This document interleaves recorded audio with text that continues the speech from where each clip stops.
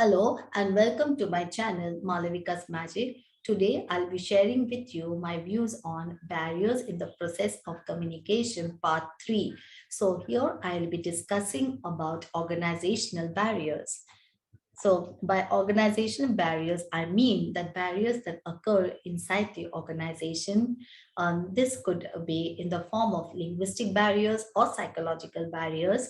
When the communication that takes place between the subordinate and the superior, or the superior and the subordinate, or between colleagues in an organization, barriers are bound to occur. It is quite natural, but the main idea is that the barriers have to be minimized rather than allow the barriers, to create problems in the process of communication. So let us find out the reasons why these barriers occur in an organization. There could be too many transfer points in an organization. That is, information is passed on to different, channels, and thus, the message gets distorted in the process. The structure of the organization could also, lead to barriers.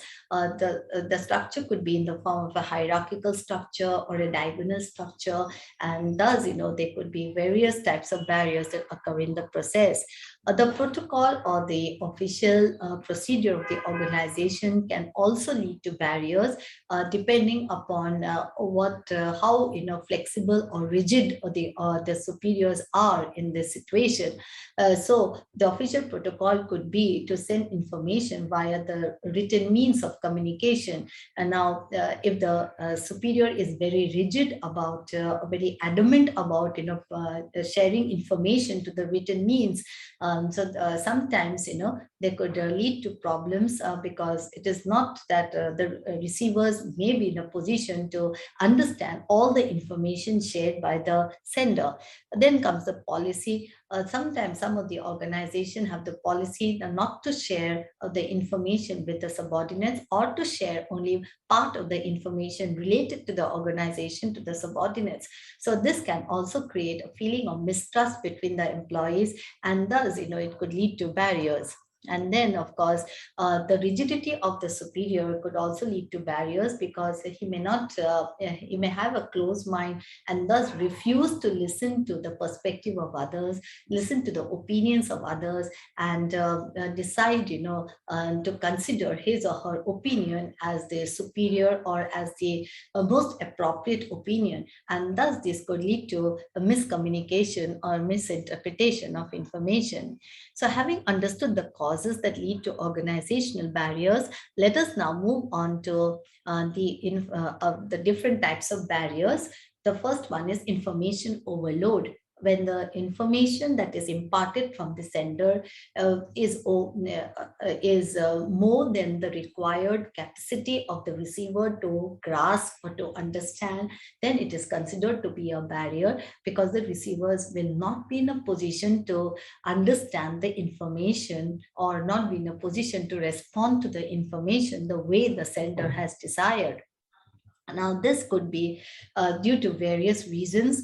For example, the sender, not trying to understand or not trying to gather information about the receiver's background, about the receiver's understanding, this knowledge. All these factors are not taken into consideration.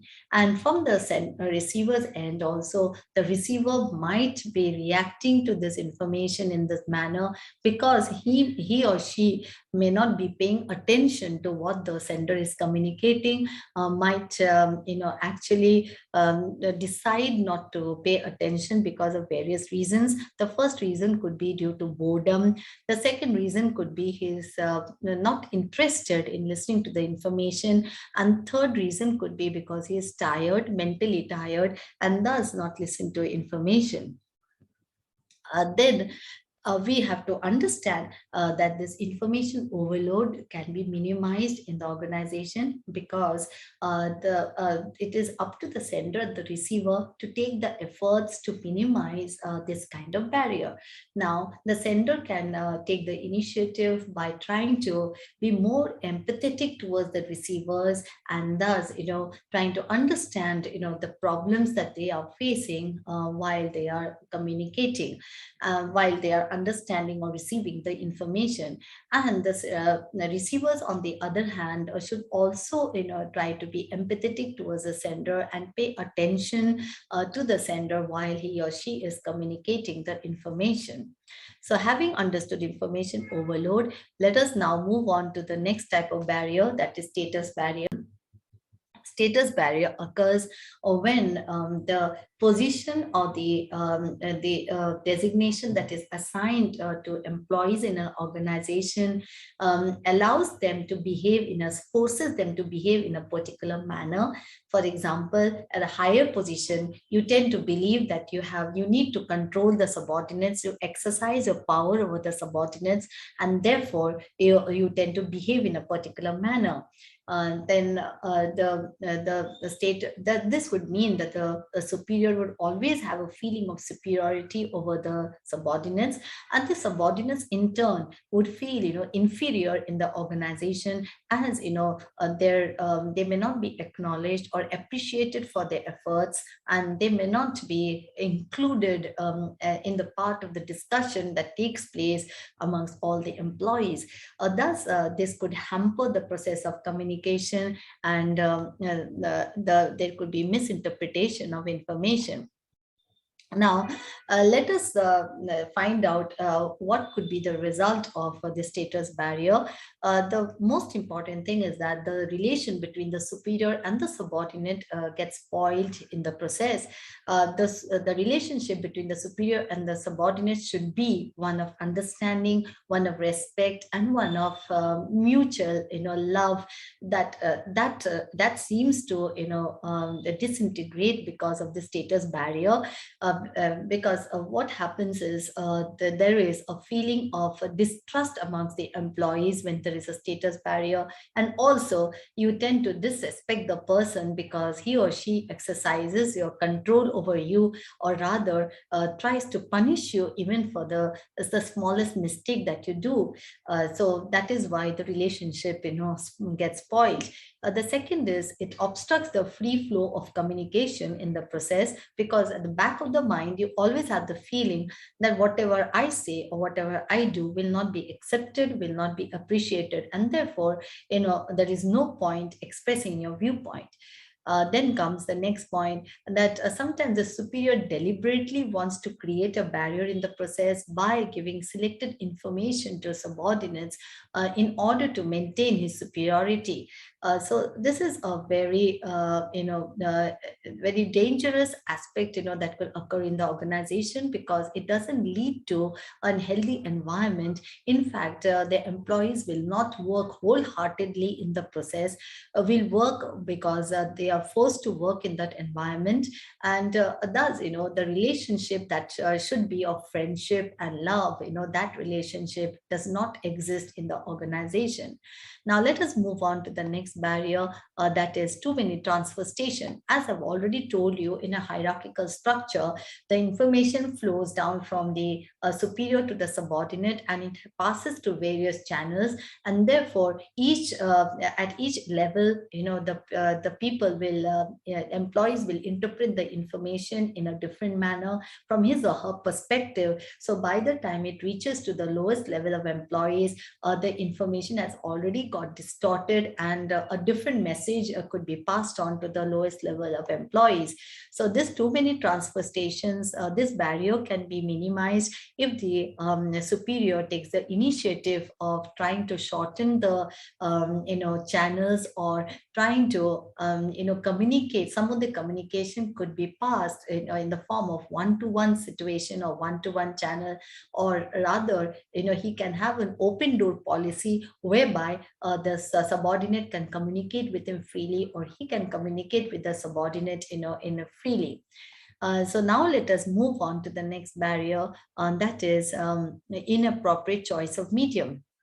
And now, most of the time, we have observed in organization that the medium chosen by the subordinate in order to pass information is not appropriate. It should be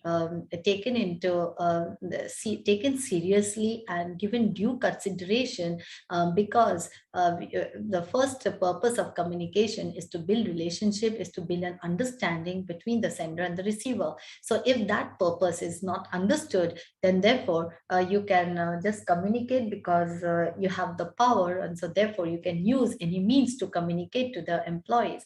For example, if an employee has been reporting late, to the organization, the superior can immediately give him a memo or a warning in the written form, and this could actually be humiliating for the employee who receives the memo or the warning in the written form, because it will be maintained as a record in a record book. And also the employee would feel that without even trying to understand as the reason as to why he's reporting late, automatically he receives a memo or the warning in the written form. So this could actually spoil the relation between the superior and the subordinate. So it is necessary, in order to communicate effectively, or in order to maintain a cordial atmosphere, in order to have a healthy atmosphere in the organization, it is necessary for the superior to choose the appropriate medium while communicating, trying to understand the problems of the subordinates, be empathetic towards the subordinates, trying to put themselves in their position, and also trying to find out the true cause as to why they have been reporting late, for instance, and then consider the punishment, or then consider what action needs to be taken. So having said this, I would like now to go to the next barrier, that is negative tendencies. Now, the negative tendencies could occur either from the receiver's end or the sender's end, that is from the superior or from the subordinates. So the subordinates could have a negative tendency about the superior, negative feeling about the superior, that the superior, they just love to listen to gossips, and they have, certain, preferences for particular employees. And whereas the superiors could have a negative feeling about the subordinates, that the subordinates are not working or not giving their 100%, they're just relaxing and having a nice time, talking and gossiping about each other. So these negative tendencies can actually spoil, the communication in the communication process, and it could lead to barriers in the process of communication. So in order to minimize these barriers, it is essential that the superior and the subordinate both trust each other, both respect each other, and also they are empathetic towards each other, so that a better understanding develops, and they can have a good relationship, and thus try and work together towards minimizing the barriers. So with this, I would like to conclude my talk on barriers. I would like to thank you all for your patient listening. I would also like to remind you that I have uploaded a quiz in the description box. I would like all of you to attempt the quiz so that you can have a better understanding of barriers. Thank you once again.